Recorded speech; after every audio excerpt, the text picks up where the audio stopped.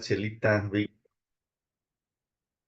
muy buenos días a todos. En esta mañana veremos el capítulo 52 y 53 de Profetas y Reyes. Permítame tantito, ahora sí. ¿Sí me escuchan bien? Ok, Sí, amigo, sí te muy bien, escuchamos bien. gracias. Bueno, estos dos capítulos están basados en el libro de Nehemías, del capítulo 1 al 4. Y vamos a hablar acerca de un hombre, dice el título, un hombre oportuno. Y es exactamente la historia de Nehemías. Pero ¿quién era Nehemías? Saben que no es solo una crónica antigua esta persona, esta historia. Eh, no es una historia antigua de restauración arquitectónica, como lo podemos ver en las Sagradas Escrituras, ¿no? Es una poderosa metáfora espiritual sobre lo que ocurre cuando un creyente, aunque rodeado de comodidad y éxito, decide vivir para Dios y por su pueblo. En un mundo donde muchos se enfocan solo en lo personal. Nehemías nos desafía con una pregunta crucial en esta mañana a nosotros que estamos escuchando este tema. Y la pregunta es, y para que reflexionemos en todo el tema, qué tan comprometido estás con la restauración espiritual del pueblo de Dios? Yo no sé cuántos de los de aquí son miembros de junta directiva. A ver, levante su mano todos los miembros de junta directiva. A ver, o no quieren decir yo. Pero yo sé que varios de aquí son miembros de junta directiva. Así que, ¿quién es este hombre? ¿Quién es Nehemías? Dice la señora White ahí al inicio de este capítulo, en el primer párrafo. Nehemías, uno de los desterrados hebreos, ocupaba un cargo de influencia y honor en la corte de Persia. Él era copero del rey, tenía libre acceso a la presencia de la presencia real en virtud de sus puestos, y gracias a su capacidad y fidelidad había llegado a ser amigo y consejero del rey. Sin embargo, a pesar de gozar del favor real de verse rodeado de pompa y esplendor, no olvidaba a su Dios ni a su pueblo. Este es el punto de partida de este tema, ¿sí? De este capítulo. Un hombre privilegiado, pero espiritualmente muy inquieto. Nehemías es el modelo del creyente que, aunque rodeado de éxito humano, no puede ignorar las ruinas espirituales de su pueblo. Y por eso Dios lo usa. Saben que el capítulo 52 de este libro narra la historia de Nehemías, él como un hebreo exiliado que servía como copero del rey Artajerjes ahí en Persia. Aunque gozaba de una posición privilegiada, su corazón estaba con Jerusalén, cuya muralla seguía en ruinas a pesar del regreso de algunos desterrados. Al recibir noticias de la desolación de su ciudad, Nehemías lloró, ayunó y oró a Dios, confesando los pecados de su pueblo y apelando a las promesas divinas. Movido por un santo propósito, decidió pedir permiso al rey para ir a Jerusalén y liderar la reconstrucción de la muralla. Después de orar intensamente y esperar 4 meses, presentó su petición al monarca. Gracias a la intervención divina, Artajerjes no solo accedió, sino también le proveyó cartas de autorización y una escolta militar. Nehemías actuó con sabiduría, con discreción y provisión, no reveló su plan a todos de manera inmediata, sino que primero evaluó la situación personalmente. Luego, movió al pueblo apelando a su fe, su historia, su identidad, logrando que se unieran al esfuerzo de reconstrucción. Pero, ¿qué podemos encontrar? ¿Qué enseñanza podemos encontrar? Y vamos a ver ahora cinco lecciones claves de este capítulo. Número 1, su fe de Nehemías lo acompañó de acción. Nehemías no solo oró, sino que también planeó cuidadosamente. Nehemías no se limitó solo a orar, hizo planes concretos, solicitó recursos y actuó con inteligencia. Y esta combinación, hermanos, la que él hizo, solicitar recursos y actuar inteligentemente, esta combinación era una combinación de una fe activa y diligencia práctica en una enseñanza, es una enseñanza central de este capítulo. Y la señora White lo describe de esta manera. Nehemías no creyó que había cumplido su deber cuando lloró y rogó al Señor. Unido a sus peticiones, un esfuerzo santo y trabajó con fervor y oración por el éxito de la empresa de la cual se desempeñaba. Dice otro párrafo la señora White, la consideración cuidadosa y los planes bien madurados son tan necesarios hoy para las realizaciones sagradas como en el tiempo en que fueron reedificados los muros de Jerusalén. Y este enfoque, ¿sí? de esta primera lección clave, una fe en acción.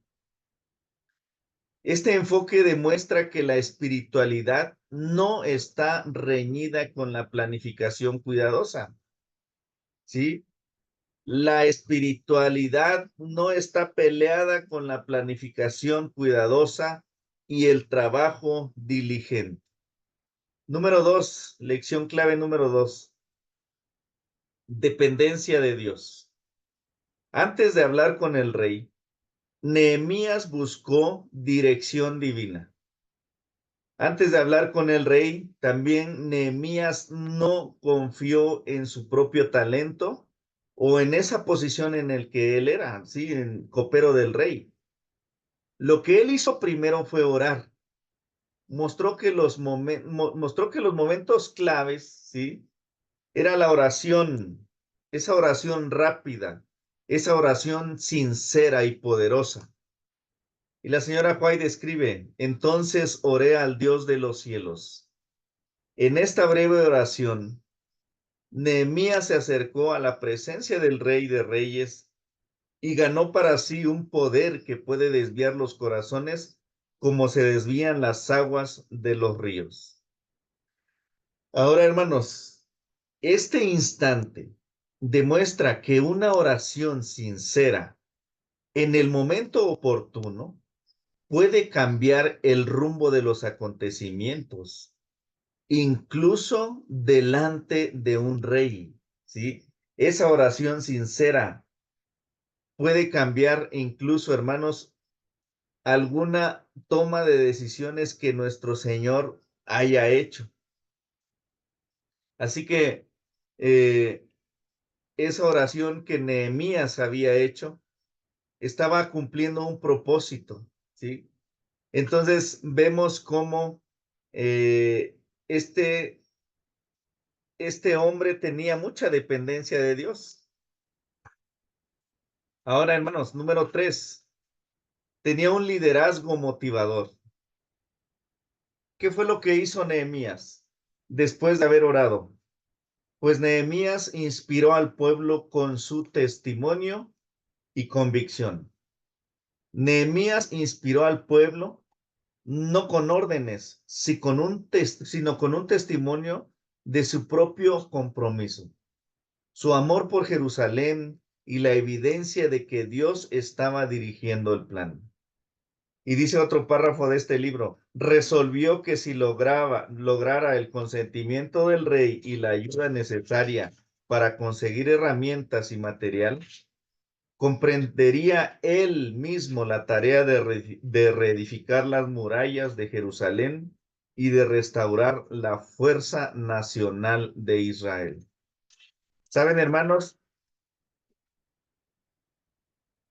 Este liderazgo basado en el ejemplo personal, la compasión y la visión espiritual movilizó a un pueblo desanimado hacia la acción. Sí, el pueblo de Israel pues estaba desanimado. Y vino Nehemías, ¿sí? Con un liderazgo motivador. Y eso es la tercera enseñanza que podemos encontrar. Cuarta enseñanza, sabiduría práctica. Él obtuvo recursos materiales y autoridad sin actuar precipitadamente, ¿sí? Todo estaba bien organizado. Él actuó, Nehemías actuó con estrategia, no divulgó su propósito hasta tener todo preparado y pidió los recursos necesarios con claridad. Y podemos ver este párrafo siguiente que escribe la señora White y dice, ni siquiera a sus compatriotas reveló su propósito, aunque sabía que muchos se alegrarían de su éxito.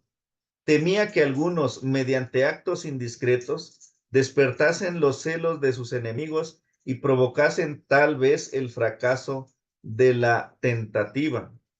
Y también se menciona, hermanos, cómo pidió cartas, escolta militar y materiales.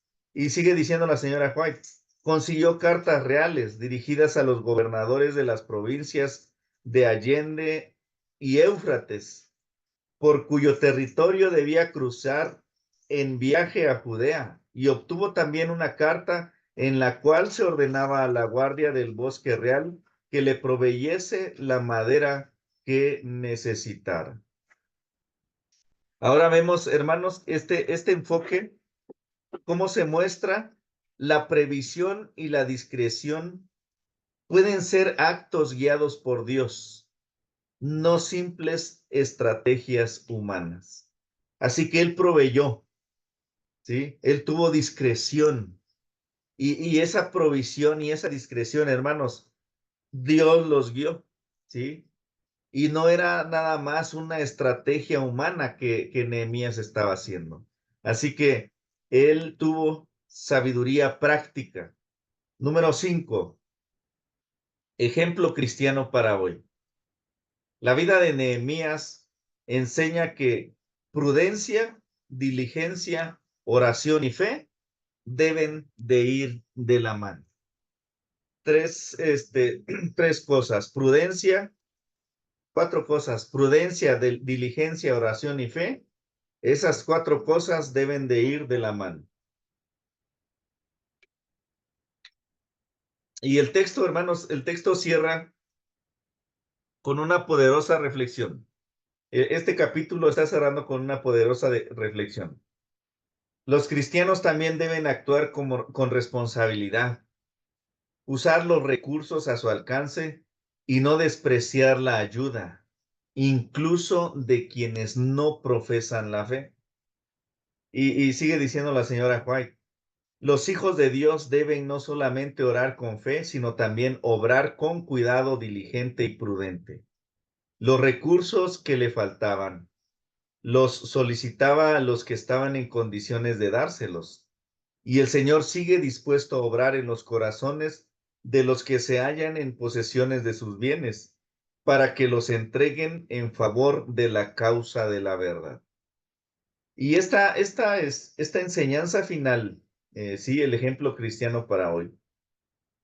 Esta enseñanza nos muestra que la acción cristiana debe de ser íntegro, uniendo oración, trabajo, estrategia y colaboración con quienes estén dispuestos a ayudar, aun si no comparten la fe.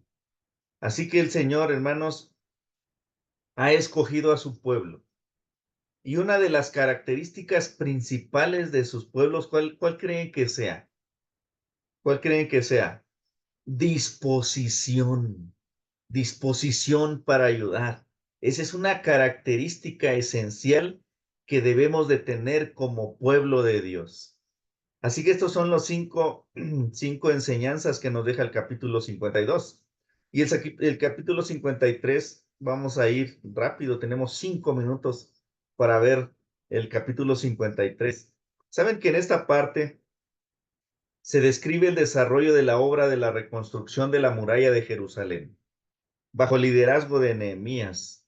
Allí Nehemías enfrentó desafíos tanto externos como internos, y con oración, valentía y organización.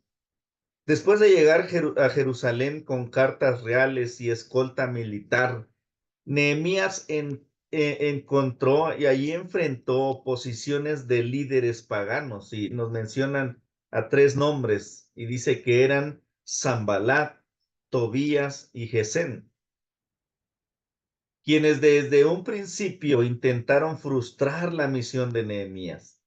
Pero él actuó con cautela, ocultando sus planes hasta evaluar la situación. En una inspección nocturna de la ciudad, vio personalmente el estado de las murallas y oró intensamente por dirección. Con estrategia e inspiración motivó al pueblo, recordando la humillación que sufría el pueblo, y presentó la oportunidad de restaurar Jerusalén. Mostró cómo Dios le había favorecido al obtener apoyo del rey. Su entusiasmo y su fe fueron contagiosos y el pueblo respondió: levantémonos y edifiquemos. Cada grupo de ciudadanos fue asignado a un tramo del muro. Muchos trabajaban frente a sus casas, aunque algunos nobles no colaboraron. Y esos nobles eran los grandes de los tecoitas, dice. La mayoría respondió con celo. Nehemías supervisaba con energía, animando a los obreros, enfrentando amenazas y conspiraciones. ¿Qué obstáculos tuvo que enfrentar Nehemías y el pueblo de Israel? Número 1, enfrentó burlas y desprecio. Los opositores ridiculizaban la obra para desmoralizar al pueblo. ¿Y qué es lo que decían? Decían: ¿qué hacen estos débiles judíos? Y está escrito de esta manera ahí en el libro. Sí, la señora Pay lo describe así. ¿Qué hacen estos débiles judíos? Exclamaba Sanbalat en son de burla. ¿Hanles de permitir? ¿Han de resucitar de los montones del polvo las piedras que fueron quemadas? Y Tobías, aún más despectivo, añadía: aún lo que ellos edifican, si subiere una zorra, derribará su muro de piedra. Eso eran las burlas que ellos enfrentaban. Número 2, ¿qué es lo que enfrentaban? Conspiraciones violentas. Al ver el progreso, los enemigos planearon ataques. Algunos judíos se desalentaban y desalentaban también la obra con mensajes pesimistas y decían, dice la señora White, juntándose para consultarse, conspiraron todos a una para venir a combatir a Jerusalén. También enfrentaban, hermanos, desaliento y temor entre los propios judíos. Algunos judíos exageraban a las dificultades para desanimar. Dijeron: las fuerzas de los acarreadores se han enflaquecido y el escombro es mucho y no podemos edificar el muro. Sí, entonces enfrentaban desalientos y temor entre los propios judíos, y otros protestaban para sembrar dudas y temor. Y dice el siguiente párrafo: los judíos que habitaban entre ellos, los que no participaban en la obra, reunieron las declaraciones de sus enemigos y las emplearon para debilitar el valor de los que trabajaban y crear desafecto entre ellos. Saben, hermanos, que por ahí en una ocasión escuchamos eh, algún decreto del presidente de Estados Unidos, ¿verdad? Que iba a sacar a todos los compatriotas de Estados Unidos. Y saben que muchos latinos se unieron a ese decreto, a sacar a los compatriotas, ¿verdad? De ahí de Estados Unidos. Y se hizo un dicho, ¿no? Que el peor enemigo de un mexicano es otro mexicano. Y también podemos ver, hermanos, en diferentes ocasiones, que el peor enemigo de un cristiano es otro cristiano. Y podemos ver y constatarlo en esta parte del capítulo, cómo es que se unen, cómo es que se unen cuando pues no tienen esa característica que nos debe de nos debe de caracterizar como cristianos, ¿no? El tener esa disposición para trabajar, ¿sí? Entonces, los mismos judíos, ¿sí? Que no participaban en esa obra, se reunían y declaraban lo mismo que declaraban sus enemigos. Querían debilitar ese valor que tenían los otros judíos y que trabajaban para crear ese muro, y ellos querían crear desafectos entre ellos. Y aún en el trabajo, hermanos, sí, el peor enemigo de tu trabajo puede ser tu propio compañero, que no se une a la obra que tú estás haciendo, o a la obra que se te ha encomendado. Así que el obstáculo número 3 era el desaliento y temor entre los propios judíos. El cuarto obstáculo que ellos estaban enfrentando eran la difamación y las falsas acusaciones. Se difundían calumnias contra Nehemías para desacreditarlo. Y dice la señora White, se difundió la calumnia de que Nehemías intrigaba contra el monarca de Persia con la intención de exaltarse como rey de Israel y que todos los que le ayudaban eran traidores. Eso es lo que hacía el mismo pueblo judío. Difamar a este hombre que se había levantado para restaurarme a Jerusalén. Eran falsas acusaciones que le levantaban, ¿verdad? Y lo trataban como traidor.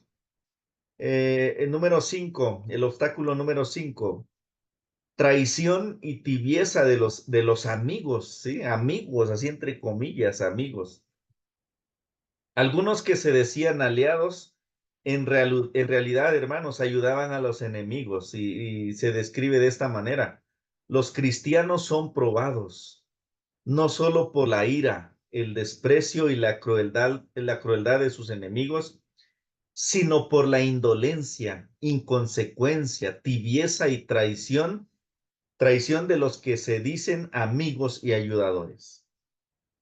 A veces yo llego a pensar, hermanos, que en el trabajo, hermanos, no tenemos amigos, tenemos compañeros, porque en cualquier situación, en cualquier problema, cada quien va a ver por su integridad. ¿Sí? Nadie te va a defender. Al contrario, tú puedes ser el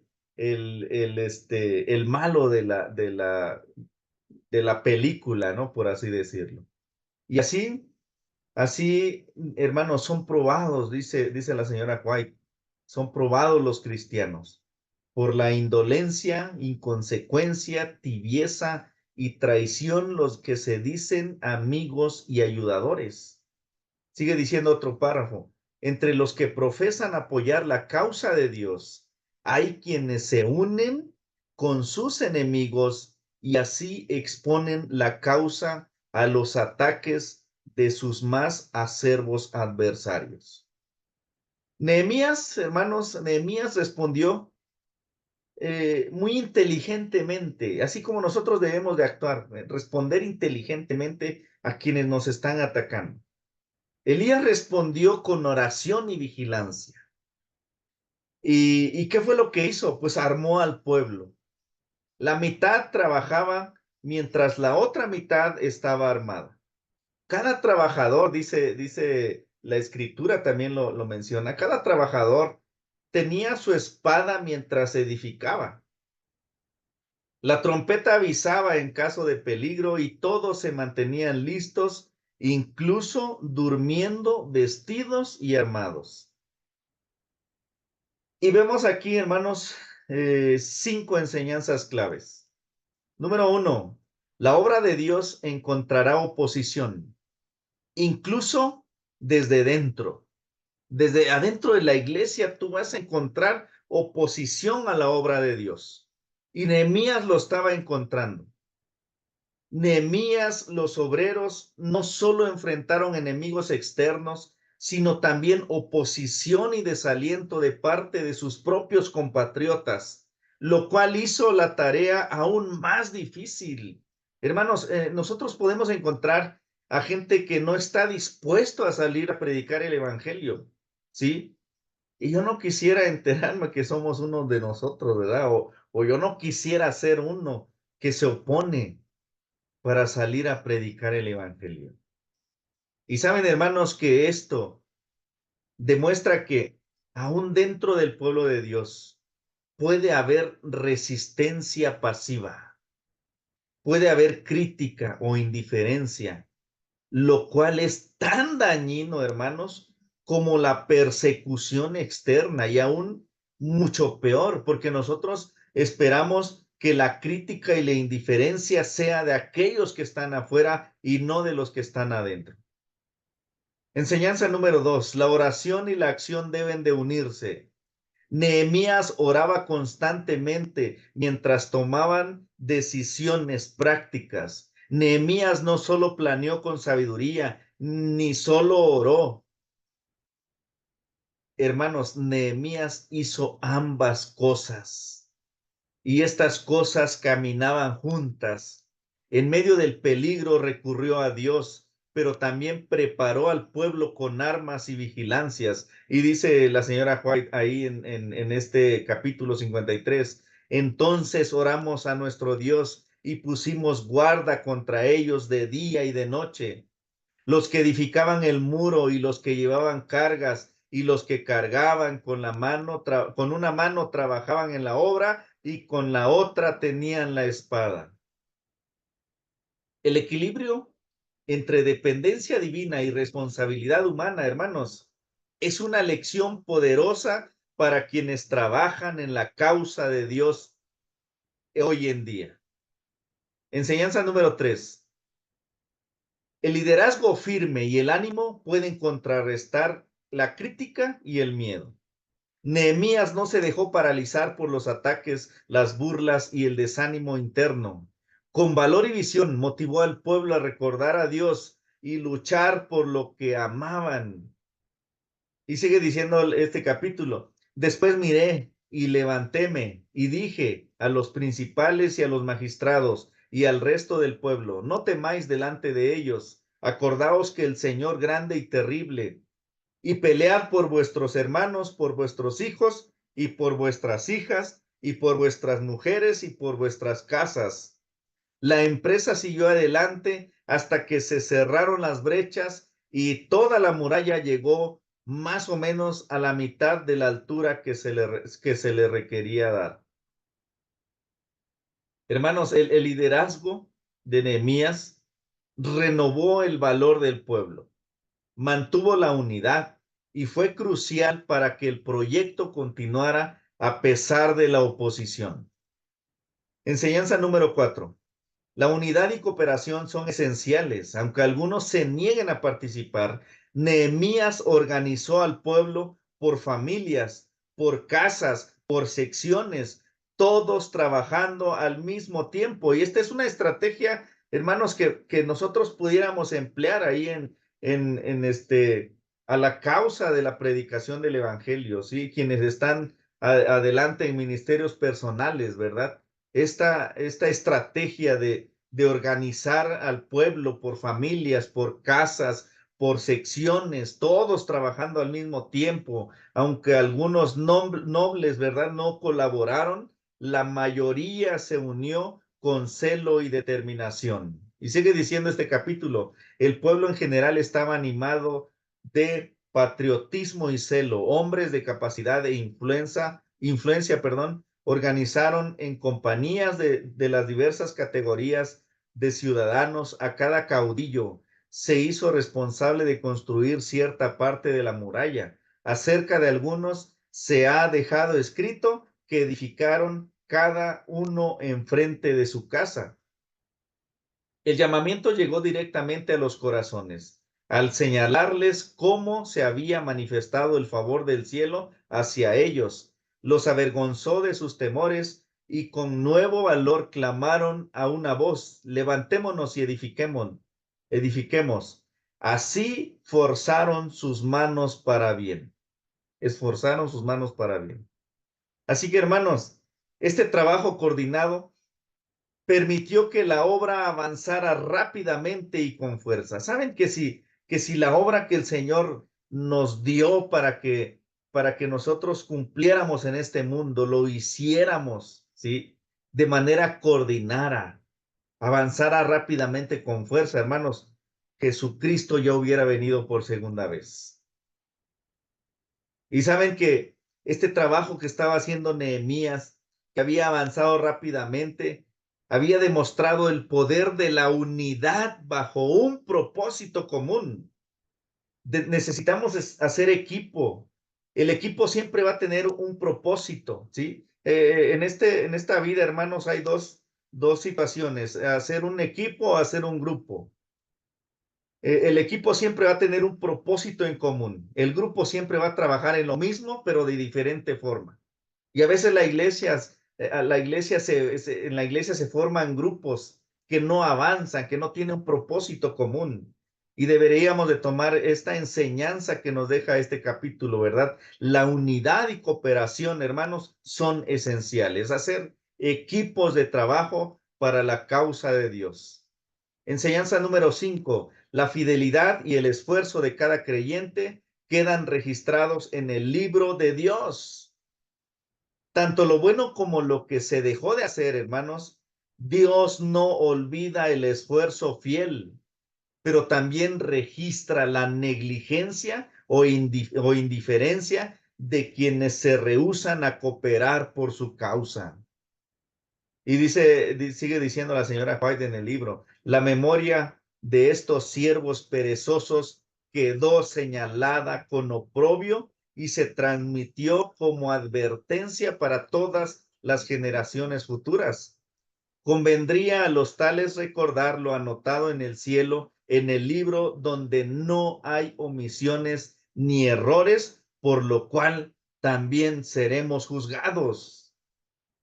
El espíritu de profecía escribió esto, hermanos. Y saben, hermanos, esto nos recuerda que todo esfuerzo por la causa de Dios tiene un valor eterno y que cada creyente debe asumir con responsabilidad su parte en la obra, ¿sí? Porque todos estamos dentro de la obra, porque el Señor Jesús dijo: id y haced discípulos. Él no nos preguntó si queríamos ir. Él dijo: id y haced discípulos. Así que todos estamos dentro de la obra. Todos vamos a dar, ¿sí? Todos vamos a dar cuentas de lo que estamos haciendo o de lo que hemos dejado de hacer. ¿Cómo podemos aplicar esto en nuestra vida? Este capítulo, hermanos, es un modelo para quienes hoy enfrentan oposición al trabajar por la causa de Dios. Este capítulo enseña a que te mantengas firme, a que estés confiado en que el Señor peleará por sus hijos y que a pesar de la crítica, a pesar del desaliento, la obra divina no será detenida. Así que, hermanos, si tú quieres trabajar para la obra de Dios, trabaja porque es el mandato que el Señor dejó. Si tú no quieres trabajar para la obra de Dios, no trabajes, no trabajes. Pero el Señor, hermanos, te va a pedir cuenta. El Señor nunca va a detener su obra. Trabajes tú o no trabajes tú, la obra continuará adelante, porque el Señor tiene obreros dispuestos a ir adelante. Y hermanos, yo quiero hacerle un llamado hoy, un llamado a que estemos firmes, porque Dios está con nosotros. Hoy hemos recorrido la vida de un hombre que no se dejó llevar por la comodidad que él tenía, ¿verdad? Ser el copero del rey. Él no se paralizó por el temor. Nehemías fue un hombre oportuno, oró con fervor, actuó con valentía y perseveró bajo ataque. Y todo no por orgullo, sino porque su corazón ardía por las ruinas de su pueblo y para la gloria de su Dios. Y hoy, hermanos, hoy también tenemos muros caídos. Y son 4 que les puedo mencionar. El muro de la oración diaria, el muro de la unidad familiar, el muro de la fidelidad a la misión, el muro de la pasión por la obra de Dios. Estos son 4 muros que están caídos y que necesitan ser restaurados. Y ante estos muros, hermanos, Dios no te llama a que te quejes. Dios te llama a que lo reedifiques. Y como Nehemías, hermanos, tal vez te sientes con temor, con dudas, con oposición o incluso con traición. Pero hoy la palabra de Dios, hermanos, te responde con poder. Ahí en Romanos 8:31. ¿Qué pues diremos a esto? Si Dios es por nosotros, ¿quién contra nosotros? Hermanos, no le temas a Zambalat que se burla. No te detengas por el Tobías que duda. No te enfríes por los que no creen en ti. Si Dios está contigo, vamos adelante. Y por eso, hermanos, vamos a cantar juntos esta mañana, firmes y adelante, huestes de la fe, sin temor alguno, que Jesús nos ve. Así que, hermanos, cantemos este canto. Después de esta reflexión, cantemos este canto y terminando vamos a hacer una oración.